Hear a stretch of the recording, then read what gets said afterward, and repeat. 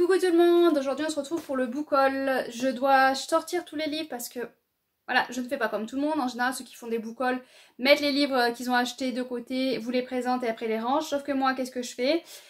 Ben je les range directement. Donc il va falloir que je parte à la recherche des livres. Voilà.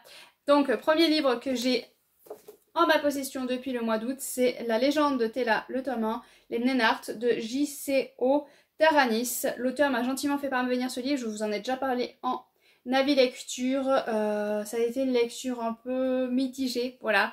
Mais je remercie quand même l'auteur d'avoir eu la gentillesse de me faire parvenir le livre parce que je sais que c'est un investissement et donc merci encore à lui. Prochain livre dont je vais vous parler, c'est Ses plaisirs violents de Chloé Gang aux éditions Sabran. Alors oui, j'ai craqué comme tout le monde pour cette magnifique édition. D'ailleurs, plus qu'elle est magnifique, on va l'ouvrir ensemble, comme ça on va pouvoir découvrir un petit peu l'intérieur. C'est vrai que j'ai pris l'habitude des deux Axus quand je les reçois emballés de ne pas les déballer. Mais, hop, mais je sais que celui-là est magnifique. J'ai déjà vu plusieurs l'ouvrir. Je vais l'abîmer si je continue à faire ma... Donc voilà, il est ouvert et on va pas regarder un peu l'intérieur parce que du coup je l'avais laissé sous papier donc je ne l'ai pas... Je l'ai vu juste en vidéo, le livre, il est vraiment... Ah ouais, il est vraiment très très beau. J'adore. J'adore. Je pense que ça va faire partie des plus beaux livres que j'ai dans la médiathèque. J'ai carrément une médiathèque chez moi. Dans ma bibliothèque, voilà. Et il est vraiment très beau, le jaspage est à couper le souffle. Donc voilà, je suis contente de l'avoir. Je vais pouvoir m'y plonger dedans. Donc je vais suivre... ce que les gens disent. Tout le monde dit que c'est une réécriture de Roméo et Juliette, à part une personne. Voilà, mais tout le monde dit ça. Voilà, et à Shanghai. Voilà, un retour à Shanghai. Donc, une réécriture de Roméo et Juliette à Shanghai, moi ça me tentait énormément. Voilà. Bon, après, j'ai eu un autre avis qui a dit que ça n'avait rien à voir avec Roméo et Juliette. Mais bon, hein, voilà, je me suis laissée tenter. J'ai forcément le précommandé, le tome 2, qui va sortir novembre, je crois, octobre ou novembre. Je n'ai pas lu ce tome 1, mais dès que j'aurai le tome 2, je lirai peut-être, je pourrai attaquer. Alors du coup, je ne sais plus. Donc ceux qui savent, dites-moi. Parce qu'au départ, j'ai entendu que c'était une duologie, et finalement, il y aurait 4 tomes. Ou un 3e tome, je ne sais plus. Je ne sais plus, mais au final, c'est une duologie ou pas? Voilà, donc ceux qui sont au courant, n'hésitez pas à me le dire en commentaire. C'est une duologie, oui ou non? Parce que je ne sais plus à force, moi, je ne sais plus, je suis perdue. On va parler maintenant de La fille du rat pirate de Tricia Levenseller aux éditions Stardust. J'avoue que ce livre-là, à la base, il ne devrait pas être dans mes livres à lire, dans ma pile à lire. Mais mon fils de 14 ans, on est allé à la librairie avec les enfants et mon fils de 14 ans l'a acheté. Voilà. Donc du coup, j'ai dit, bon, ben, je le rajoute avec mes livres à lire. Voilà, je le rajoute dans ma pile parce qu'il me faisait quand même plutôt pas mal envie. Le jour où Caligan, roi des pirates qui règne sur les mers, estime que sa fille chérie Alosa est devenue une véritable et redoutable pirate, il l'investit d'une mission. Mettre la main sur une mystérieuse et très ancienne carte au trésor qu'il recherche depuis toujours. Donc elle va se retrouver sur un bateau pirate pour rechercher cette carte au trésor. Et donc voilà, s'ensuit toute l'histoire. J'ai vu qu'il y avait la fille de la reine pirate aussi en tome 2. Donc il y a un tome 2, donc il faudrait que je me lance, hein, du coup, voilà. Mais celui-là ne devait pas faire partie de ma pile à lire à la base. Voilà, un de plus qui est arrivé contre ma volonté. Alors après moult recherches, j'ai enfin trouvé. Donc j'ai acheté Mémoire de la forêt de Michael Brano, le tome 2, aux éditions L'École des loisirs. J'ai mis longtemps à le trouver parce qu'en fait, c'est mon fils là de 12 ans qui l'avait pris et qui l'avait mis dans une pile à lire. Voilà, parce qu'il me voit faire des piles à lire, du coup ils s'amusent, ils font des piles à lire eux aussi. Donc j'avais beaucoup aimé, il est super beau, j'adore. J'avais beaucoup aimé le tome 1 qui parlait de... chaque fois je veux l'appeler René la Top, mais c'est pas René la Top, hein. Mais c'était une top qui avait perdu la mémoire, qui avait la maladie de l'oubitou, donc l'Alzheimer. Et du coup il voulait récupérer son livre des mémoires dans la bibliothèque, dans la librairie de Renard, parce qu'il tient une librairie où tout le monde écrit ses livres, ils peuvent le déposer et après les gens en viennent pour acheter, il y a un seul exemplaire. Sauf que quand... j'allais encore dire René. Quand la top vient pour récupérer son livre, pour retrouver un petit peu ses mémoires et ce qu'il recherche, malheureusement, Renard a vendu le livre et donc ils vont retracer l'histoire de cette top. Voilà. Et donc là, c'est un tome 2. Je crois que là, c'est avec la librairie qui finalement n'appartiendrait pas au Renard. Et donc, ils vont partir à la recherche de pourquoi, que se passe-t-il. Voilà la petite ville de Renard. Voilà, ça me donne très envie. L'intérieur, vous voyez qu'il est magnifique et donc je vais pouvoir me lancer à un moment donné dans cette lecture. Si j'arrive à le retrouver, parce que j'ai mis un moment quand même pour le trouver, hein. Si c'est pas mon fils de 12, c'est mon fils de 14, on ne saura jamais retrouver ces livres. Ensuite, on va sortir L'Empire des femmes, le tome 2 de Cassandra Lambert aux éditions Roman Didier Jeunesse. J'avais découvert le tome 1 grâce au Plib 2023. Sans eux, je ne l'aurais pas lu. Voilà, clairement, sans le Plib, je n'aurais absolument pas lu ce livre parce que j'avais entendu féminisme. Vous savez que moi et le féminisme, on est à l'opposé. Le féminisme d'aujourd'hui surtout. Les extrémistes, on va dire. Parce que sinon je vais encore me prendre des baffes. Mais voilà, il y a beaucoup de féministes extrémistes à l'heure actuelle. Et du coup, moi, quand j'entends féministe, je me méfie un peu. Mais après la lecture du tome 1, qui était obligatoire parce qu'il faisait partie des 5 féministes, finalement, ce fut un gros coup de cœur. Et donc, ben, j'ai sauté sur le tome 2 et le dernier tome de cette duologie. Voilà, on est avec les prénoms des personnages. Adona qui vit dans ce monde où c'est les femmes qui dirigent et qui va arriver en âge où il faut qu'elle s'inscrivent à l'épreuve pour pouvoir acheter un homme. Je vous fais un résumé vite fait, hein, il y a plus de trucs autour, mais bon. Et on suit aussi Hélios qui lui vit sur une île éloignée parce que les hommes sont vraiment des rebuts de la société. Et donc quand ils naissent, si on peut s'en débarrasser sur cette île, on s'en débarrasse sur cette île. Hein.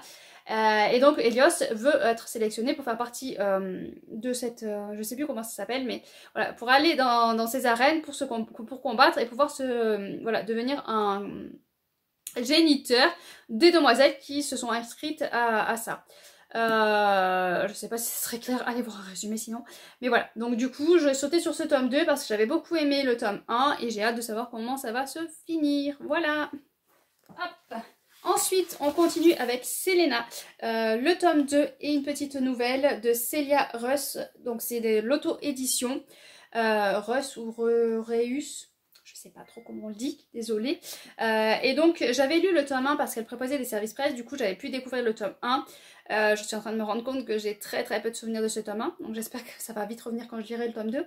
Et donc j'ai acheté le tome 2 et les petites nouvelles qui vont avec. Elena, il me semble qu'on était avec une jeune femme qui s'était enfuie, qui voulait plus être haut placée. Elle s'était un petit peu enfuie, mis dans un village tranquillou, sauf qu'on va venir la récupérer. Et un roi est décédé et il a fait d'elle pour le succéder, quoi, pour devenir reine à sa place. Sauf qu'elle n'est pas d'accord et elle va essayer de retrouver les descendants pour savoir pourquoi il n'a pas choisi un de ses enfants pour le remplacer. Voilà en gros vite fait, hein, mais très rapide et j'espère que c'est bien le résumé de celui-là de livre. Ça serait bête que je vous fasse un résumé dans notre livre à la place. Mais bon, faudrait je pense à vous laisser en barre d'infos, chose que j'oublie, mais sinon n'hésitez pas à aller voir un résumé sur les réseaux sociaux. Du coup voilà. La couverture est très belle. Le tome 1 du coup je l'ai pas pris, mais je me suis dit que j'achèterais peut-être le tome 1. J'ai précommandé le tome 3 et j'achèterai peut-être le tome 1 plus tard. Voilà. On verra ça plus tard puisque de toute façon je l'ai déjà lu donc c'est pas une urgence. Mais voilà les deux petits nouveaux aussi de la balle. Alors on va rester avec les auto-édités, donc là il en arrive trois beaux bébés. Donc j'ai commandé les Chroniques de Fleur d'Opale, donc le tome 1 partie 2, le tome 2 partie 1 et le tome 2 partie 2. Voilà, comme ça j'ai toute la saga, c'est de Yelena en auto-édition. Je sais plus si je vous l'ai dit mais il me semble que oui. Je vais poser parce que c'est très lourd et je vais tenir que celui-là. C'est en auto-édition, j'avais énormément aimé le tome 1 et puis j'avais dit qu'on se le fera, finalement on fait pas la lecture commune, mais bon, j'avais prévu une lecture commune de base avec. Et du coup, la lecture commune est annulée, mais pas la lecture des livres. À un moment donné, je me lancerai dedans. Mais c'est des gros bébés, c'est écrit vraiment très petit à l'intérieur, plus que petit. Là, mes yeux, ils sont en train de saigner. Et donc, je l'avais précommandé, je me suis dit, quitte à précommander la suite, je vais tout prendre d'un coup. Comme ça, au moins, j'ai tout et j'ai pas à y revenir. On est vraiment dans un univers très sombre. On suit... Je ne sais plus les noms des personnages et je ne les trouve pas. Bon, je vais dire que les mots en haut parce que entre mes mains réside un pouvoir qui me permet d'apporter l'espoir, la guérison, la paix et l'amour. Jusque-là, je n'ai répandu que le malheur, la mort, la guerre et la vengeance. Pour ceux que je n'ai pas pu sauver, pour ceux que je dois encore protéger, il est temps pour la déesse de s'éveiller. Vu que je me rappelle plus des personnages, je vous lis les grosses phrases derrière. Et je pense que voilà, ça peut déjà mettre un petit peu dans l'ambiance du livre. J'ai hâte, oui et non, de m'y plonger parce que le gros bébé est écrit tout petit. Mais je sais que l'univers et les personnages sont tout à fait attachants. Alors il y a un livre que je ne vais pas pouvoir vous montrer, mais que j'ai bien en papier. C'est La Faiseuse d'étoiles de d'Acosta. je sais plus son prénom, Melissa d'Acosta. Une amie d'ici m'a gentiment offert ça, j'avais gardé un petit peu ses enfants de temps en temps, et du coup voilà, elle m'a dit, comme je sais que t'aimes les livres, qu'est-ce qui te ferait plaisir? Je voulais pas la ruiner, donc j'ai cherché ce que j'avais de moins cher dans ma wishlist, et donc je lui ai dit de m'acheter celui-là si vraiment elle y tenait. Voilà, donc j'ai ce livre-là dans ma pile à lire, mais je peux pas le sortir parce qu'il est dans les pochettes pour le bingo du mois de septembre-octobre. Donc voilà. Sinon, chez les éditions Plume Blanche, j'ai acheté Soldat de bambou de Eliane Jolms, le tome 1, car le soleil ne peut apercevoir l'ombre qu'il projette. Voilà, donc à la base, j'étais pas tant attirée que ça. Et puis, bah, évidemment, mon fils de 14 ans m'a dit « Oh, il a l'air trop bien » et tout ça.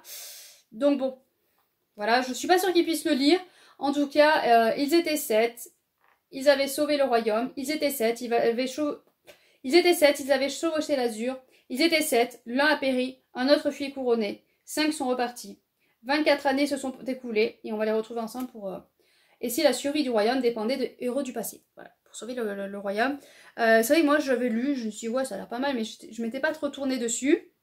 Et puis quand mon fils m'a dit, ah, ça a l'air bien, moi, ça me tente très bien, je me suis dit, bon, ben, va falloir que je l'achète, faut que je le lise pour voir s'il peut le lire. Voilà, donc si jamais il y a quelqu'un qui l'a lu entre-temps, n'hésitez pas à me dire si mon fils de 14 pourrait le lire. Voilà.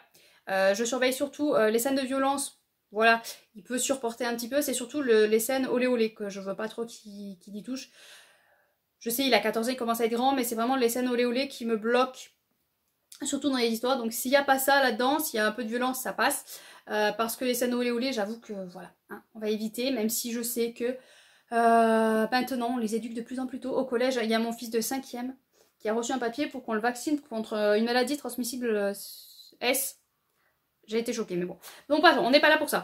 Donc voilà, donc si jamais vous l'avez lu, hein, n'hésitez pas à me dire si mon fils de 14 peut le lire. Hein, en sachant que le côté S, j'en veux pas pour lui. Donc bah, après Plume Blanche, les habituels Inception. Hein. Comme d'hab, il y a souvent des plumes blanches et des Inception. On va pas déroger à la règle, quoique bientôt on va déroger parce que pour l'instant ils sont en vacances et voilà, les livres sont en suspens.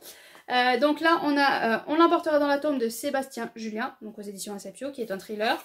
Et j'ai Pluie Rose de Camille Solomon aux éditions Inception. Là c'est du post-apo. Je vois qu'il y a un chiffre, donc peut-être qu'un mes filles a prévu parce qu'il s'est amusé à vouloir faire des bingos comme moi. Donc il y a un chiffre dessus, donc là ce qui fait partie d'un bingo d'un de mes fils. J'espère que c'est celui de 14 parce que celui de 12, je suis pas sûre qu'il puisse lire ça. Donc là, Pluie Rose, une explosion dans la nuit suivie d'un incendie. C'est à ce moment-là qu'emménage. Oh, je vais pas y arriver. Bon, il y a eu une explosion et c'est au moment où Raven et Lucas emménagent avec leurs parents dans cet endroit-là. Sauf que tous les adultes vont être atteints d'une maladie. Voilà. C'est du passe-à-peau, c'est tout ce que j'adore, donc moi je sais que je vais adorer ça. J'en suis sûre.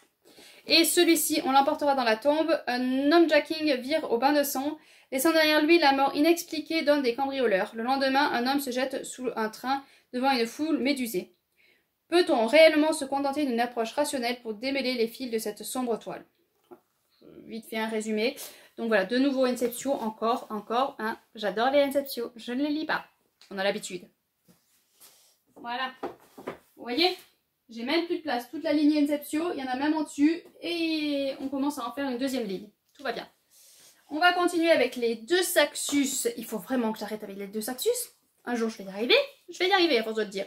Donc là c'est le tome 2 de Le Cœur de Fer de Nina Varela, donc les éditions de Saxus, il est encore sur papier, celui-là je laisse, hein, vous m'excuserez. Ça fait des reflets en plus, désolé.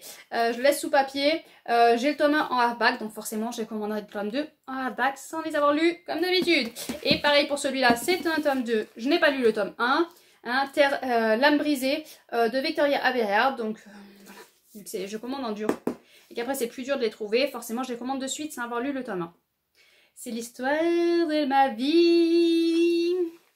Bon alors, comme je suis stupide, je vous dis des bêtises. Donc, Emmeline Carlyle, le tome 2, La boussole du Levant, de Eva de Carlyle, aux éditions Inception. J'ai eu un bug là sur le coup, je vais couper, hein, mais je venais de vous dire que j'avais mis dans mes livres pour lire en septembre-octobre, donc dans les pochettes pour mon bingo. Mais non, en fait, il est là, je l'ai sous la main. Donc là, on est avec une jeune femme. Notamment, on était avec une jeune femme qui fait des études d'archéologie, je crois qu'elle va arriver à Paris, et elle va étudier un objet qui va la ramener vers les pays russes, me semble-t-il, hein, mais je je suis plus très sûre. Et donc on va avoir le présent avec elle et le passé avec le moment où cet objet, ce que représente l'objet. Et donc là on va la suivre en 2002 et en 1422. Voilà, j'en dis pas plus, mais j'avais beaucoup aimé. De toute façon, dès qu'il y a un petit peu d'archéologie comme ça, moi j'adore. Et donc on verra ce que va donner ce tome 2. Mais il est là, bien là, pas dans une pochette pour le lire bientôt. J'ai retrouvé le petit dernier de cette liste et c'est Gardiens de Solune de Otavia Conteville et Amaury Château-Renard. Donc aux éditions Twinkle. Donc c'est des campagnes Ulule auxquelles je participe et après on reçoit le joli hardback. Il est magnifique. J'ai dû chercher un petit moment parce qu'un de mes fils l'avait mis dans une pochette à lire parce qu'il est en train de le lire et ça évite de l'abîmer. Voilà. Mais il est très très beau. Alors voilà, il y a un chapitre. Hop.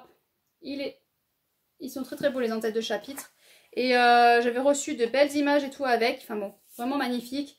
Et donc là, on est avec...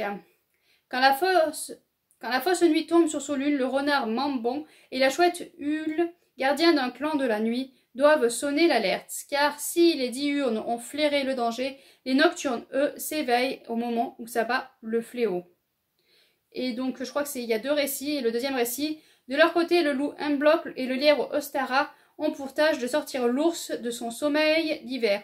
Dès lors, guidés par l'instinct ou l'amitié, les gardiens entament une quête pour la sauvegarde de leur habitat et de Solune. Non, peut-être pas, je sais pas. Enfin, je sais pas si c'est coupé en 2 petits récits ou si ça se suit. À voir comment ça va être, mais en tout cas, voilà. Un magnifique livre encore. Donc avec tout ça, on a rentré 18 livres au mois d'août. Voilà, c'est une catastrophe niveau financièrement. Et c'est une catastrophe aussi, pile à lire, quoi. Est-ce que je vais un jour m'en sortir et arrêter d'acheter autant? Bonne question. Allez, sur ce, je vous laisse, je vous souhaite de bonnes lectures. Et à bientôt, bien sûr.